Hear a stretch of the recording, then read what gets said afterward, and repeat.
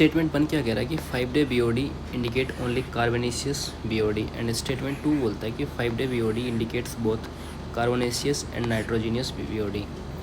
ठीक है, third number पर आता है कि COD gives idea about nature of organic matter which biodegradable और नॉन बायोडिग्रेडेबल, तो ये गलत होगा। 5-day जो BOD होती है वो इंडिकेट करती है बोथ कार्बोनेशियस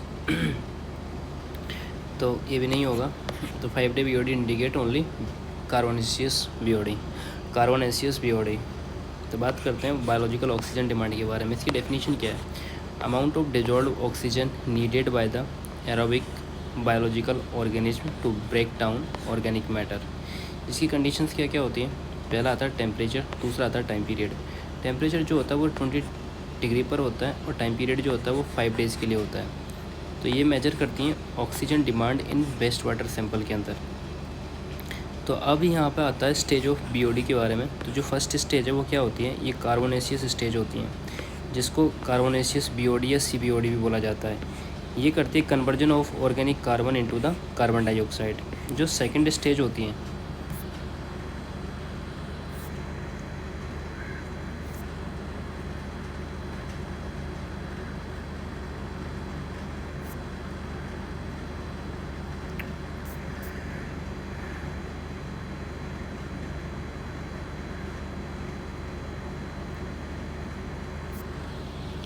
सेकंड जो स्टेज होती है वो नाइट्रोजीनियस स्टेज होती है,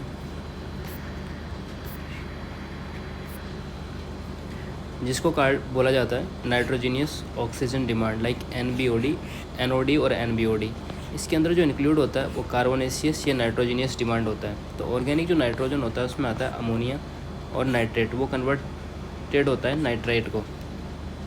नाइट्राइट जो होती है वो कन्वर्ट होता है नाइट्रेट में। ठीक है, तो जो नाइट्रोजीनियस ऑक्सीजन डिमांड है वो generally begin after the 5 days होती हैं, इसलिए वो गलत है। BOD कब्स के बारे में अगर हम देखें तो जो OAV होता है इसमें BOD कर्व नहीं है। फर्स्ट स्टेज होती है वो कार्बोनेशियस डिमांड कब होती हैं, सेकंड स्टेज होती है नाइट्रिफिकेशन डिमांड होती हैं, और जो OAC होता है वो कंबाइंड BOD होता है। नेक्स्ट आता है केमिकल ऑक्सीजन। इसका मेरे पास डायग्राम नहीं है, इसको डायग्राम देखना पड़ेगा इसको। तो केमिकल ऑक्सीजन डिमांड क्या होता है? ये मेजर करता है oxygen of organic compounds in water. तो इसका क्या नेचर होता है? ये लेस स्पेसिफिक देन BOD होता है। ये मेजर करता है everything that can be chemically oxidize होता है। इंक्लूड होता है इसके अंदर बायोलॉजिकल ऑर्गेनिक मैटर और नॉन बायोडिग्रेडेबल ऑर्गेनिक मैटर। ये बेस्ड ऑन होता है केमिकल ऑक्सीडेंट पर, जो कि डाइक्रोमेट होता है। ये रिलेशन भी होता है BOD। जो COD वैल्यू जो होती है वो ऑलवेज ग्रेटर देन होती है BOD।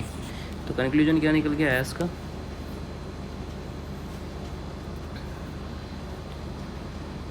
जो 5-day BOD होती है वो इंडिकेट करती है CBOD, और जो नाइट्रोजीनियस डिमांड स्टार्ट होती है after the 5 days. COD indicate both biodegradable and non biodegradable, जो कि गलत होगा, ये भी गलत ही था। नेक्स्ट बात करते हैं 2D फ्लो स्ट्रीमलाइन इक्वेशन के अंदर। यहाँ पर एक वेलोसिटी इक्वेशन दे रखी है, U बराबर AX एंड B बराबर -AY। तो पॉइंट 3 और 1 पर क्या निकालना है अपन को? Equation of the streamline. तो देख लेते हैं इक्वेशन ऑफ स्ट्रीमलाइन क्या होती है? dx/du is equals to dy/dv is equals to dz/w। तो वेलोसिटी कंपोनेंट जो है, जो u है वो वेलोसिटी इन x डायरेक्शन में, b जो है वेलोसिटी इन y डायरेक्शन में, और w जो है वो वेलोसिटी इन z डायरेक्शन के अंदर है।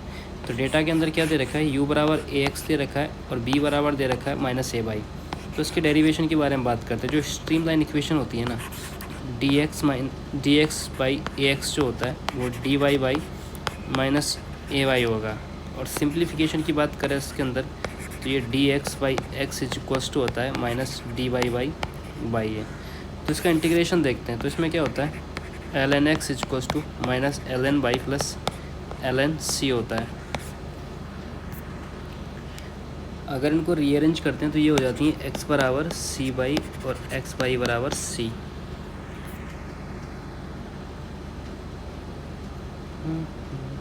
ln x बराबर -ln y plus ln c। तो x बराबर obviously it becomes cy x y बराबर हो जाएगा सी। तो अगर वैल्यू पुट करेंगे इसके अंदर तो सी बराबर हो जाएगा 3 × 1 और दूसरे में हो जाएगा 3। तो एक्स वाई बराबर क्या हो जाएगा 3। नेक्स्ट बात करते हैं सैंड ड्रेन एंड कंसोलिडेशन के बारे में। क्वेश्चन क्या पूछ रहा है टॉपिक क्या है कि sand drains for the embankment over highly compressible clay हैं। ठीक है, अब इसका इनकरेक्ट स्टेटमेंट की बात करते हैं तो consolidation is due to the horizontal drainage rather than vertical radial drainage. तो ये इनकरेक्ट स्टेटमेंट है इसका। क्वेश्चन क्या कहता है कि टॉपिक जो दे रखा है sand drains of the embankments over highly compressible clay. Okay, sand drain की डेफिनेशन क्या होती है? The process of radial consolidation which increase the rate of drainage.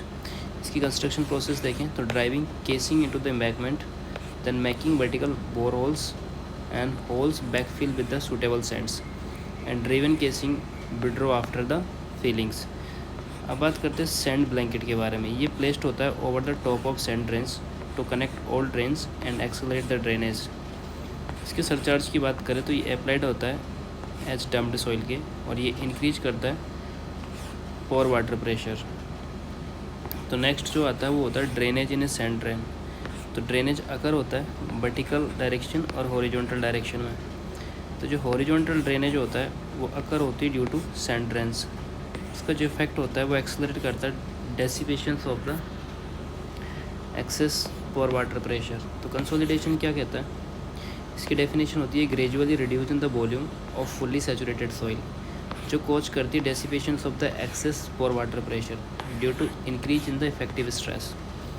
Next बात करते हैं इंपॉर्टेंट पॉइंट के बारे में। जो कंसोलिडेशन इज ड्यू टू होता है vertical drainage rather then horizontal radial drainage के लिए।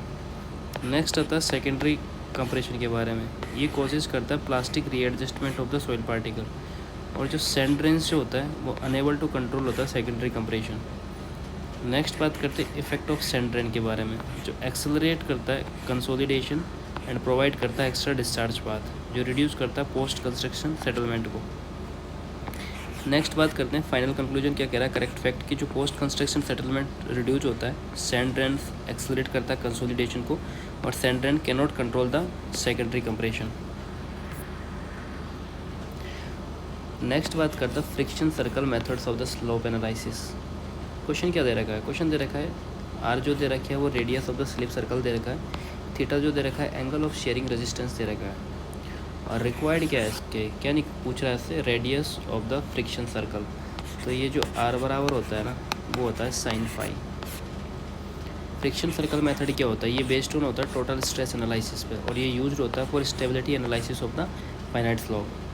तो जो सॉइल पोरोसिटी यूज्ड होती है वो एंगल ऑफ शेयरिंग रेजिस्टेंस के लिए होती है। तो उसका प्रिंसिपल ऑफ मेथड क्या होता है? Irregular force act in obliquity of the phi, that is force act on the circular failure surface. तो फाई रिप्रेजेंट्स करता है क्या? Angle of internal friction of the soil. Next आता है आर्क डिवीजन। आर्क लेंथ होती है वो divided होती है into small elements and line of action of irregular forces defined by the tangent.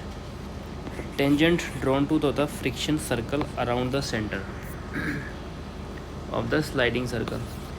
Radius of friction circle जो होता है वो होता है आर बराबर आर साइन फाई। आर बराबर होता है रेडियस ऑफ स्लाइडिंग सर्कल। तो फ्रिक्शन सर्कल की अगर हम बात करें तो यहाँ एक ग्राफिकल टूल होता है, ये डिफाइन करता है line of action of irregular forces. ये एक एप्लीकेबल एट एनी पॉइंट्स होता है ऑन द स्लाइडिंग सर्कल। तो बात करते हैं जियो टेक्निकल एप्लीकेशंस के बारे में। यूज होता है primarily for the slope stability and investigations. So ये सूटेबल होता है कब? जब कोहेसिव कंपोनेंट्स प्रेजेंट करता है और फ्रिक्शन कंपोनेंट्स प्रेजेंट करता है। तो radius of the friction circle होती है आर साइन फाई। नेक्स्ट आता है trapezoidal plate under the liquid surface. Question दे रखा है कि एक ट्रेपेजोइडल प्लेट्स है जो पैरेलल साइड्स इसमें ए एंड बी है। जो बी ग्रेटर देन होती है ए, तो प्लेट क्या वर्टिकली सबमर्जेंट द लिक्विड होता है। तो क्या निकालना है कि कब टोटल प्रेशर फोर्स ज़्यादा होगा। ठीक है, तो higher when the side A is at the top. तो इसके बेसिक कंसेप्ट क्या है? ये जो एक्स बार है ये distance of the centroid from top water surface है। इसका फॉर्मूला होता है एफ बराबर रो जी ए बाई एक्स बार। कंडीशन क्या दे रखी है कि A1 A2 A3 बराबर है। तो यहाँ दो केस लग रहे हैं, case 1 case 2। Case 1 8B B8 top, और केस 2 के अंदर A8 टॉप है। सबसे पहले बात करते हैं केस 1 के बारे में, जो B8 टॉप पर है। तो यहाँ x बार बराबर हो जाता है B plus 2A divide by A plus B into H/3 होता है। तो प्रेशर फोर्स क्या होता है, F1 बराबर होता है रो जी ए x बार 1 होता है। केस 2 क्या होता है, ये वैन एट टॉप होता है, तो x2 बार क्या होता है A plus 2B divide by A plus B into H/3। Pressure force की बात करें, F2 बराबर होता है रो जी ए x2 बार होता है। कंपैरिजन, इनका दोनों को कंपैरिजन करते तो जो B ग्रेटर देन होता है A, तो उससे क्या हो जाएगा A plus 2B greater than B plus 2A होता है।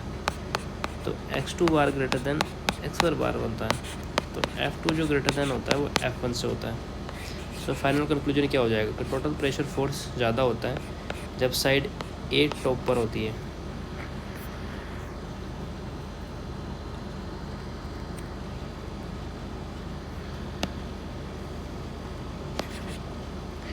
इसमें गिवन दे रखा है कि steel column base subjected to movement, stress due to the axial load is equals to stress due to movement होता है।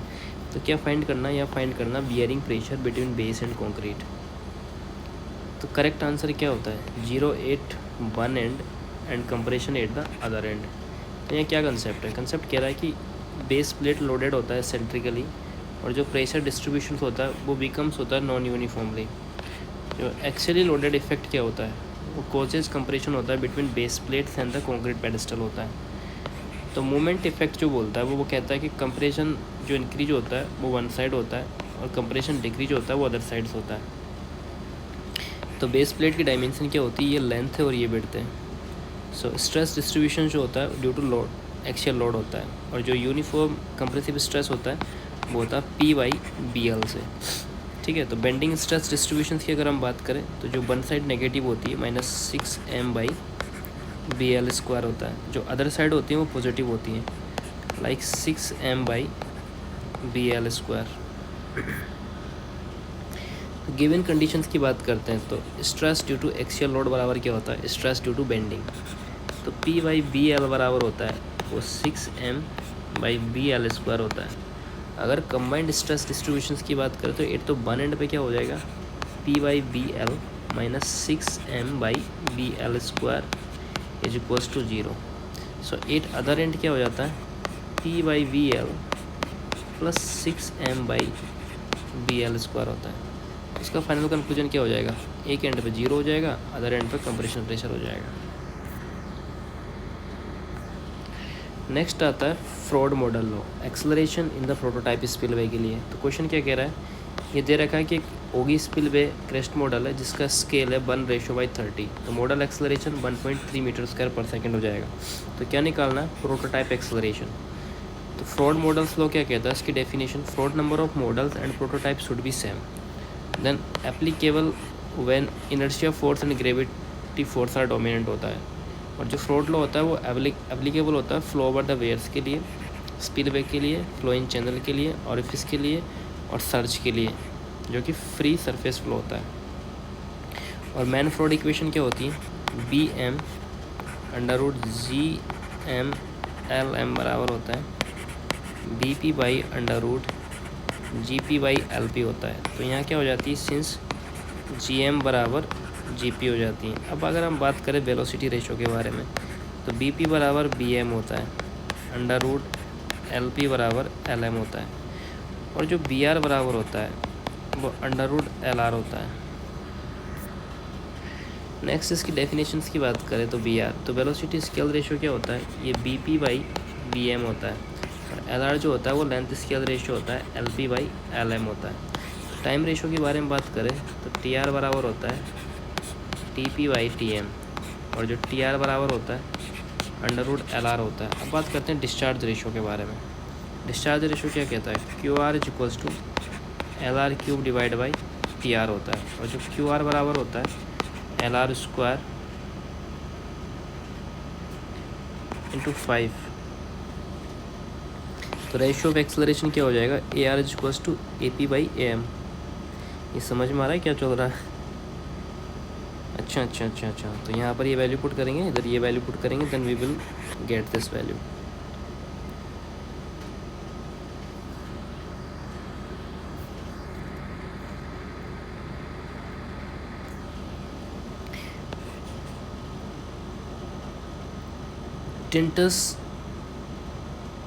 Tinnitus and the sound pollution के बारे में क्वेश्चन है, कि टिनाइटस इज ड्यू टू होता है साउंड पोल्यूशन की वजह से। कंसेप्ट क्या दे रखा है, अगर लाउड नॉइस है तो leading cause of the tinnitus and causes of the tinnitus क्या होता है, continuous exposure to the noise for the several years and instant loud noise. इसके एग्जांपल्स होते हैं लाउड नॉइस के concert noise, sporting event noise, loud machineries and backfire engines.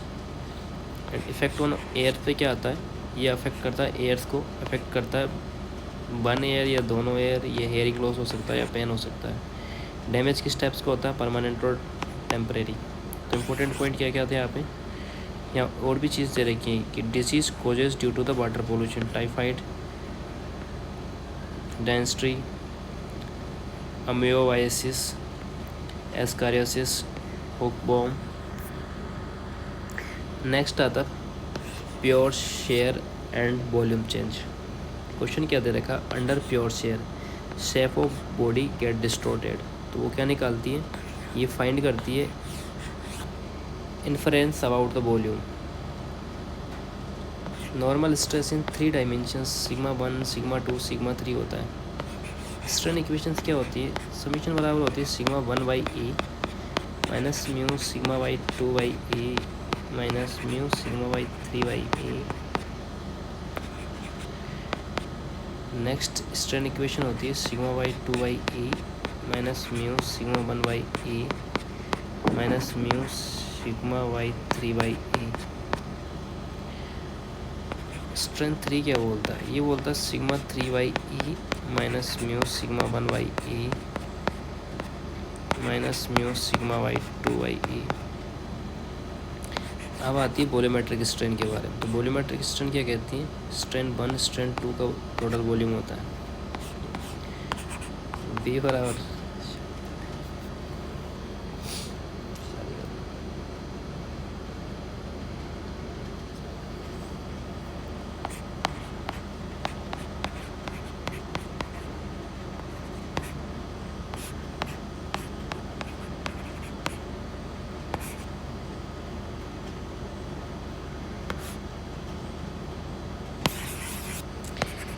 B बराबर होता है sigma 1 plus sigma 2 plus sigma 3 into 1 minus 2 mu divide by E हो जाएगा। बात कर रहा इन प्योर शेयर के बारे में, तो only shear stress act, normal stress are 0, then sigma 1 sigma 2 sigma 3 सब 0 हो जाएगा प्योर शेयर एक्ट। तो वॉल्यूमेट्रिक स्ट्रेन क्या हो जाएगा, 0 हो जाता है। इसका मीन है nothing change in volume of body. तो फाइनल कंक्लूजन क्या हो जाएगा, shape change, volume remain constant.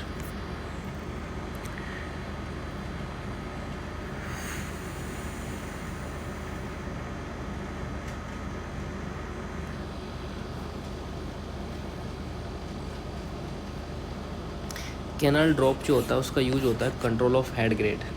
Canal escape जो होती है control of full supply level. Canal cross regulatory control the full depth and canal outlet control of discharge.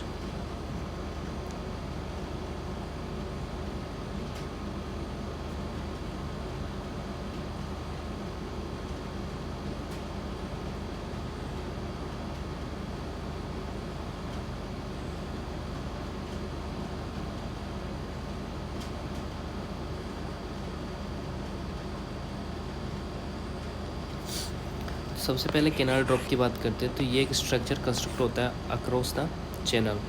इसका purpose होता है lowering down water level and dissipation of the surplus energy. जो prevent करती है किस चीज़ को, scouring of bed and scouring of the channel bank. Canal escape की हम बात करें तो ये यूज्ड होती है during the floods and heavy rains. जो सिचुएशंस होती है canal carries water beyond full capacity. Functions की बात करें तो release excess water through the canal escape. Next आता है कैनाल क्रॉस रेगुलेटर्स के बारे में। तो इसमें क्या होता है कि ये प्रोवाइड करता है to admit water into the off taking of canal. इसके फंक्शन होते हैं regulate surplus into the canal, control करता है डेप्थ ऑफ फ्लो और रेगुलेट करता है डिस्चार्ज इनटू कैनाल। तो ये कंट्रोल करता है silt entry into the canal. तो कंपोनेंट्स में शो कर रखा था up stream, down stream, water surface. Canal outlet क्या होता है, इसको मॉड्यूल बोला जाता है। जो स्मॉल स्ट्रक्चर बिल्ट होता है at the head of water course. Connect जो होता है वो माइनर कैनाल करती है, connects with the minor canals and distributors of the channel होता है। मेन फंक्शंस क्या होते हैं इसके, मेन फंक्शन होता है regulate flow of water from bigger channel into the smaller channel. Next आता है capacity flow by maximum flow Q max. तो क्यू मैक्स बराबर क्या होता है फॉर्मूला, क्यू मैक्स बराबर होता है बी एस एफ इंटू के जे वाई 4। बी एस एफ क्या होता है, ये फ्री मीन स्पीड्स हैं, maximum speed at zero density पे। के जे हैं जो जैम डेंसिटी है, maximum density at the zero speed पे। जो जैम डेंसिटी का फॉर्मूला ना, के जे बराबर होता है 1000 डिवाइड बाई एस, और जो एस जो होती है स्पेसिंग बिटवीन द व्हीकल्स होता है। तो डेटा दे रखा है आपको free mean speed B S F 80 kilometre per hours, और जो स्टॉप्ड कंडीशंस हैं वो रेफर्स करती है जैम कंडीशंस में। तो स्पेसिंग बिटवीन जो व्हीकल्स होता है वो एस बराबर होता है 8 मीटर। तो कैलकुलेशन क्या करता है जैम डेंसिटी का, जो के जे बराबर होती है 1008 बराबर एंड के जे बराबर 125। कैपेसिटी की बात करते हैं, क्यू मैक्स बराबर क्या होता है 80 into 125 divide by 4। Q max कितना हो जाएगा 2500 व्हीकल आर। क्यू मैक्स बराबर, फाइनल आंसर क्या दे रखा है इसका, हाँ हाँ हाँ।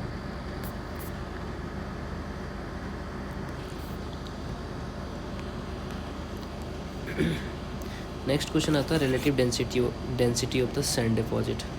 तो आई डी मैक्स बराबर होता है E max minus E divide by E max minus E minimum. जो आई डी जो होता है रिलेटिव डेंसिटी ऑफ इंडेक्स होता है, ई मैक्स जो होता है मैक्सिमम बॉइड रेशो होता है, ये मिनिमम बॉइड रेशो होता है, ये नेचुरल बॉइड रेशो होता है। गामा डी मिनिमम जो होता है जो ड्राई डेंसिटी लोएस्ट स्टेट पे होता है, gamma D max dry density या डेंसिटी स्टेट पे होता है। तो ये कंडीशंस क्या दे रखी है, जो लूजेस्ट बॉइड रेशो होता है ई मैक्स वो क्या होता है 0.7 होता है, और जो डेंसेस्ट बॉइड रेशो होता है ई मिनिमम वो होता है 0.3। नेचुरल बॉइड रेशो क्या होता है, ई बराबर होता है 0.5। तो कैलकुलेशन कैसे आ जाएगी, अपन को दे रखा है यहाँ पर आई डी बराबर 0.7 minus 0.5 divide by 0.7 minus 0.3। I D बराबर होता है 0.2 माइनस 0.4। आई डी बराबर होता है वो 0.5 होता है। परसेंटेज कितना हो जाएगा, इनटू मल्टीप्लाई करेंगे तो 50% हो जाएगा। तो रिलेटिव डेंसिटी आ जाएगी 50%। नेक्स्ट बात करते हैं bleaching powder requirement for the chlorination. तो इसका क्या कंसेप्ट है, क्लोरिनेशन रिक्वायर्ड होता है किसके लिए, amount of water litre into chlorination demands के लिए। तो डेटा यहाँ पर दे रखा है, amount of water to be chloride कितना है 20,000 लीटर, क्लोरीन डिमांड कितना है 2 मिलीग्राम पर litre. Bleaching powder available chlorine कितनी है 50%। तो मीनिंग ऑफ 50% अवेलेबल क्लोरीन का क्या होता है कि अगर 1 ग्राम ब्लीचिंग पाउडर है तो वो कंटेन करता है 0.5 ग्राम अवेलेबल ऑफ क्लोरीन। तो कैलकुलेशन कैसे होगी, सिंपल से मल्टीप्लाई हो जाएगा इसका 20,000 इंटू 2, तो ये हो जाएगा 40,000 मिलीग्राम, और ग्राम के अंदर 40 ग्राम हो जाएगा। तो टोटल ब्लीचिंग पाउडर कितना रिक्वायर्ड होएगा यहाँ पे 40 इंटू 1/0.5।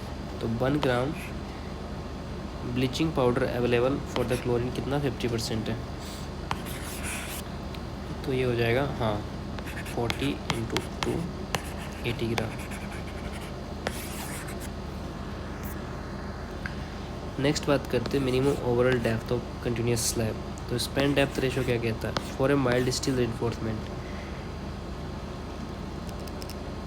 तो सिंपली सपोर्टेड स्लैब स्पैन के लिए कितना है 35 एंड कंटिन्यूस स्लैब के लिए स्पैन डेप्थ रेशो कितना है 40। फॉर HYST बार के लिए क्या बात कर रहा है, तो ये सिंपली सपोर्टेड स्लैब जो होती है स्पैन डेप्थ रेशो 28 होता है, continuous slab span depth ratio 32 होता है। तो यहाँ इंपॉर्टेंट नोट्स के बारे में बात करते हैं। For a slab spanning in 2 directions, shorter span is used for span, effective depth ratio इस जगह पे होता है। तो फॉर Fe415 HYST बार के लिए जो माइल्ड स्टील वैल्यू होती है